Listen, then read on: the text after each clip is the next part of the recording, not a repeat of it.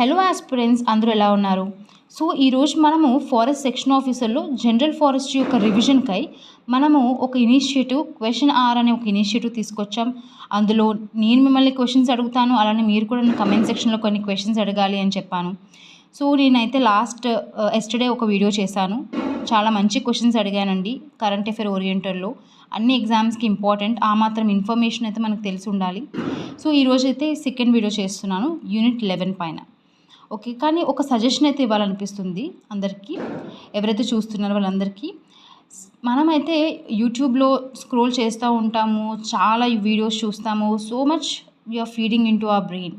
But మనం ఎంత గుర్తుపెట్టుకున్నాం, మనకు ఆ టాపిక్ ఎంత క్లారిటీగా ఉంది అని మనకి ఎప్పుడు తెలుస్తుంది చెప్పండి? మనం దాన్ని గుర్తు చేసుకోవాలి. మనం చదివింది మనకి ఎంత గుర్తుంది ఎప్పుడు తెలుస్తుంది? ఒక క్వశ్చన్ ఎవరైనా అడిగితే దాన్ని ఆలోచించి ఆన్సర్ ఇది అని అనుకోవాలి, లేకపోతే ఎక్కడైనా రాయడము, అప్పుడే కదా మనకు బాగా గుర్తుంటుంది. నా సజెషన్ ఏంటంటే, మనం చాలా ఇన్ఫర్మేషన్ ఫీడ్ చేస్తాం, బట్ మనకు ఎంత గుర్తుంది, ఆ టాపిక్ ఎంత క్లారిటీగా ఉంది అనేది మనకి ఎప్పుడు తెలుస్తుంది అంటే దానికి మనం ఆన్సర్ చేస్తున్నప్పుడే తెలుస్తుంది.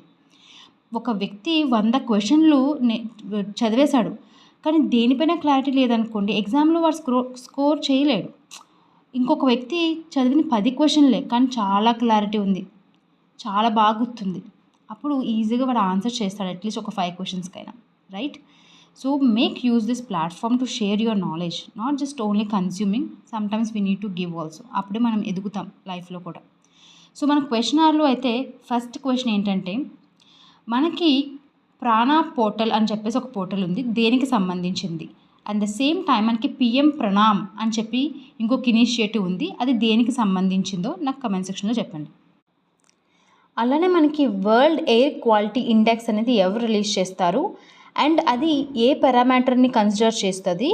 ఇండియా అనేది ఎన్నో మోస్ట్ పొల్యూటెడ్ కంట్రీ, అండ్ మనకి ఏ సిటీ అనేది ఇండియాలో మోస్ట్ పొల్యూటెడ్ సిటీ కింద ఐడెంటిఫై చేసింది.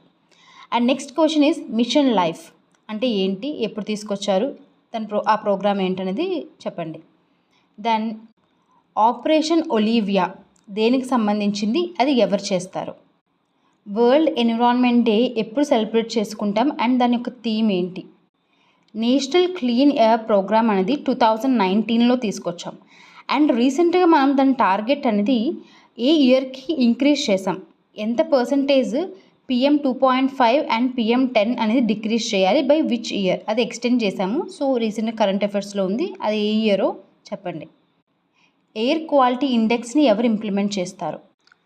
Ukraine and Fukushima nuclear hazards అనేవి ఏ ఇయర్లో జరిగాయి?